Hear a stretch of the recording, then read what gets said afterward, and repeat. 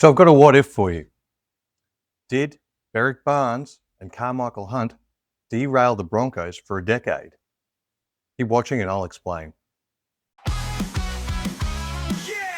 OldSkool Broncos! Yeah! G'day legends, welcome back to the OldSkool Broncos Podcast.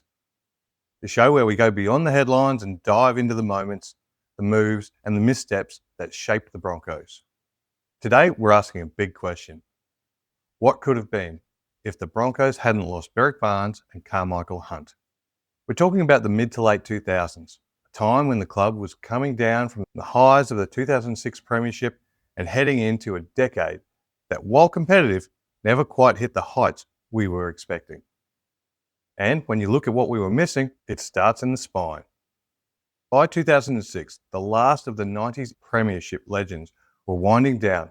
Webke retired, Siva moved on, Lockyer was still there, still delivering magic, but it was clear the next generation needed to step up. We still had quality, guys like Justin Hodges, Sam Thaiday, Corey Parker, Ben Hannett, all elite in their own right. But what we didn't have was long-term stability in the halves. And that's where the names Beric Barnes and Karmichael Hunt come in. They weren't just any young talents. They were Cyril Connell's specials, handpicked by the best talent scout the game has ever seen, the man who built the Broncos from the ground up. Barnes and Hunt were meant to be the next wave of elite Broncos playmakers, and losing them changed the club. So let's look at Beric Barnes. He was scouted at just 11 years old, playing for the Kingaroy Red Ants. People back then were calling him the next Wally Lewis. Now that's a huge label, maybe unfair, but it shows the hype around the kid. He made his debut for the Broncos in 2005 at just 18, played 9 games that season and showed all the signs of being a long-term solution in the halves. A natural footballer with vision, smarts and a cracking kicking game. But then, he was gone. After suffering a few head knocks, falling in love with rugby at Ipswich Grammar, the lure of international travel and a fresh challenge proved far too strong. And in 2006, he made the switch over to the Queensland Reds. And he didn't just dabble in rugby union, he thrived. 51 test caps for the Wallabies, over 200 points, a full international career, but it could have been in maroon and gold instead. Imagine Barnes learning under Lockyer, easing into that number 6 jersey, playing a decade of finals footy for the Broncos. Instead, we let a generational playmaker walk out the door. Then we had Karmichael Hunt, one of the most exciting fullbacks we have ever produced. Debuted in 2004 at just 17, the Broncos had recruited Motu Tony as the expected number 1, but Hunt shocked everyone, storming into first grade and never looking back. Tough, smart, elusive, he wasn't just returning kicks. He was ball playing, organising, linking up in attack. He was ahead of his time in the fullback role. He went on to win a premiership in 2006, played for Queensland, played for Australia, and then he left too. At the end of 2009, still in his prime, he switched codes, this time to AFL with the new Gold Coast Suns franchise.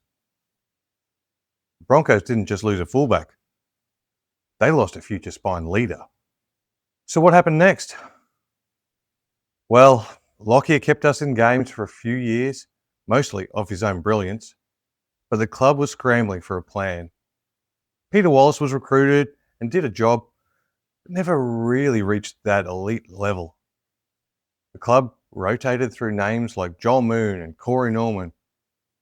They were talented, but green, and none of them truly clicked. Ben Hunt debuted in 2009, but he wasn't brought in as a halfback right away. He played off the bench, filling in as hooker or utility. It wasn't until 2014, 5 years later, that he finally became the club's regular number 7.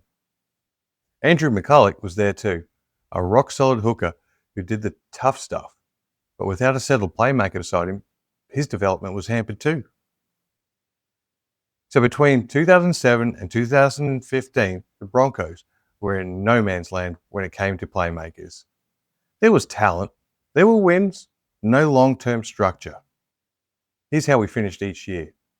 8th, 5th, 6th, 10th, 3rd, 8th, 12th, 8th.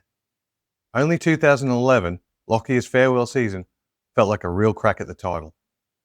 So let's play the what-if game. What if Barnes stayed and became Lockyer's natural successor? What if Hunt stayed and led from the back like Billy Slater did at the Storm? What if these two elite juniors formed the core of a stable Broncos spine from 2007 onwards? Would we have been more consistent?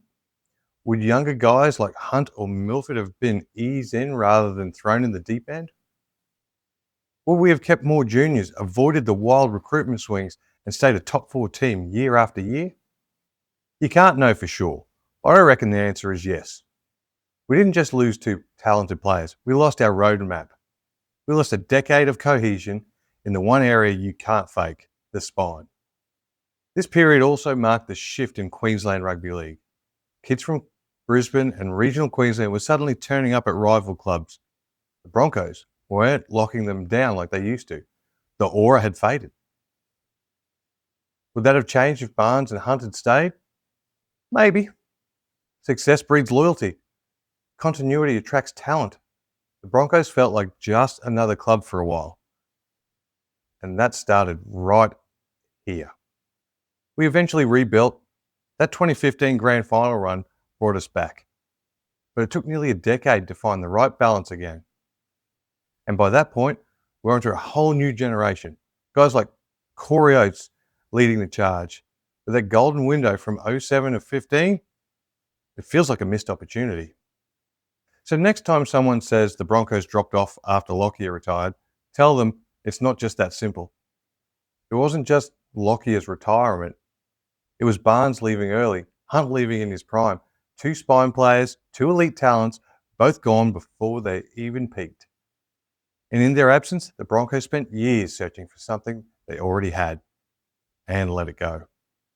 So that's it for today's Old School Broncos podcast. If you enjoyed the deep dive, chuck us a follow, give us a share, and let your Broncos mates know to tune in. We're bringing the old days back, one yarn at a time. This is the Old School Broncos podcast. Let's go, Broncos. Yeah, old school